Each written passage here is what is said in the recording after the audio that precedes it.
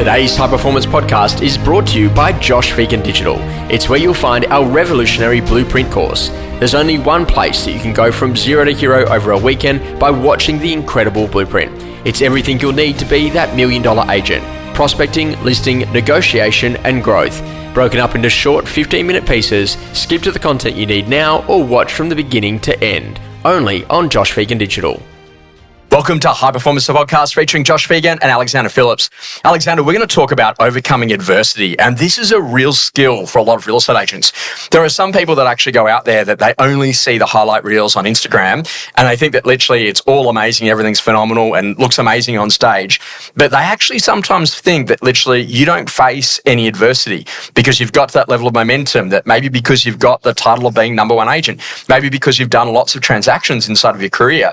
Does it get easier? Or is there adversity, and have you actually faced both personal and business adversity as a part of that growth path? Yeah, thanks, Ross. I think as you get older, there's more adversity, and that's because, like, when you're in your early 30s selling, there's nothing. There's no girlfriend, there's no kids, there's no mortgages. You're just in there like selling houses.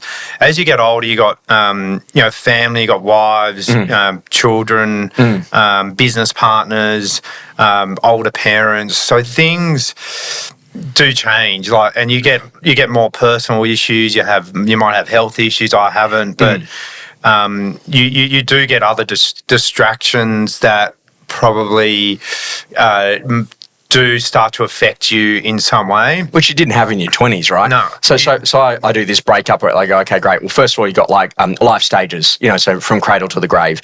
Then you've got life events when something happens to you. Then you've got business cycles. How's the business going? And then after that, you've then got market cycles. They all play on your performance, right? They all play. And every day I've got adversity. I'm not going to deny that, but it's more how you cut through it. And just sort of putting it in a box and moving on, which is good and bad because you can just sweep it away. But sometimes you don't address it, which you probably should. But I'm very good at doing that. And then there's so many things I've had that can affect you as a person, and when you're sitting in front of that person, that you're not going to secure that business because you're actually just sitting there in a daze and you're confused because you've had some crazy life event happen that could pull you back. And I think a lot of agents can't handle that, or they've got other issues, like they've maybe got a bank chasing them because they can't pay their car off. They've got, a divorce happening. They've got a parent dying, which I get all that. Challenge with the kids. They're all really hard. And it's more, I suppose, making sure that you're really on for those times that you need to be on, which is probably a listing appointment. So, most importantly, and trying to spend 5 minutes out the front in your car, just sort of being that's what I do. I get fully prepared. Because I write notes on all my appraisals, so I go in with clarity. I don't go in with my phone, so you're not getting texts that distract you, or calls or whatnot that allow you to at least have 45 minutes where that adversity doesn't affect you. Yeah, it's interesting. Stutz has got the documentary. He's the psychologist and psychiatrist behind Jonah Hill, the actor in Hollywood.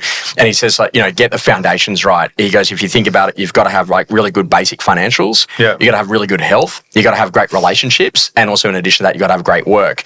And what a lot of people actually forget is that your career can be the most stable component for all of those. So if there's challenges happening in those other areas, you can always go back to residential real estate. And that's what a lot of people actually underestimate, is that just how important this is to actually making sure that you're a really stable individual. When that adversity happens, get some help, talk it out, get some good people around you, mentors and people that are actually going to help you as a part of that. But ultimately, if you've got having a bad day, that does not need to show up when you're there at the listing presentation, and nor does it need to show up when you're there in front of the buyer and the seller. And I always say that to people, I might have phenomenal energy on stage, but will there be some flat spots? Absolutely. Will there be some points where you're going to be a little bit lower in mood? Absolutely. I just don't need to do that publicly. And that's a really important conversation, is to work about how you actually make sure that you're in the zone with what you're doing with your priming, when you're going to sleep, waking up early in the morning, doing some exercise, spending some time with your wife, being able to connect on those things that are important, and then going to the office with as good as energy that you can actually have to go and hit that refresh. Now, Alex, at this time of the year, one of the big things that you're known for is actually saying, I'm going to make sure that I'm going to maybe finish a little bit earlier, maybe go in a little bit later, but you also then get your past client list and you start ringing them between now and the middle of December to actually make sure that you say thanks to all the people that have actually bought and sold with you over the course of the year. I started that last week. My goal is 40 past client calls a day till the end of the year, till I go away. And I did 40 calls every day last week. It's actually quite a hard thing to do when you've got 20 listings you're running. You're trying to negotiate. So you've got to do all of that.